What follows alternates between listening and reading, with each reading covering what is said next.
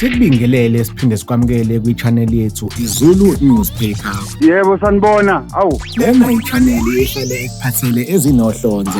Ngilalele phela khuluma ngiphathwe ikhanda. Umculi wamapiano wakuleli Nkosazana usengeniswe esibhedlela. Nkosazana uveze lezi ndaba ngemuva kokufaka isithombe ku-Instagram yakhe. Ufake isithombe la kuvela khona efakwe i-drip esandleni sakhe. Wase ebhala ukuthi kubi. Nkosazana akazange aveze ukuthi uphethwe yini, kodwa kunezinsolo zokuthi usebenze kakhulu kule mpelaviki esiphuma kuyona, okungenzeka kube ukukhathala. Nkosazana bengasikhona okokuqala ephumela obala ngesimo sakhe sezempilo, nangaphambilini seke waveza ukuthi akaphathekile kahle. Nkosazana ufake lesi sithombe kwi-story sakhe ku-Instagram, wabese efaka nesinye sesibili, wabese ebhala ukuthi akaphathekile kahle kodwa uzobuya maduzane nje. Mbukeli, singathanda ukuzwa okwakho ukuphawula mayelana nalolu daba. Sicela ukuthi ushiye i-comment la ngezansi, thina sizobe sisibuyela kuwena noma kanjani. Wembukeli, ake sikugoqe lapha-ke besikuphathele khona namhlanje, siphinde sikuthembise ukuthi sizolokhu nje seniphakela njalo izindaba ezishisayo